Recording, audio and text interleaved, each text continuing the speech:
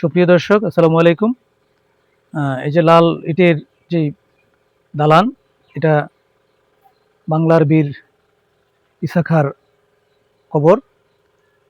এটা এখানে যেই দেয়ালে যেই লেখা রয়েছে, এখান থেকে আমরা যতটুকু জানতে পেরেছি, বক্তারপুর বাজারের সন্নিকটে তার সমাধিস্থল।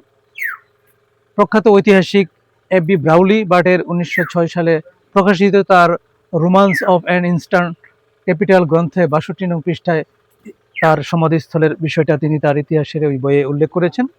আর এই যেই প্রতাপশালী 12 ভূঁইয়াদের মধ্যে ইসা খাঁ তার যে সমাধিস্থল, এটা লাল ইটে সংরক্ষিত করেছে আমাদের তৎকালীন কালীগঞ্জ উপজেলার নির্বাহী অফিসার জনাব মোহাম্মদ শিবলি সাদিক।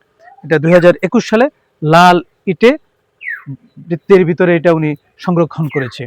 সুপ্রিয় দর্শক, আপনারা চলে আসবেন এখানে একটা প্রত্নতাত্ত্বিক যে নিদর্শন দেখার জন্য, উপভোগ করার জন্য এবং তার জন্য দোয়া করার জন্য। ধন্যবাদ সকলকে। আসসালামু আলাইকুম।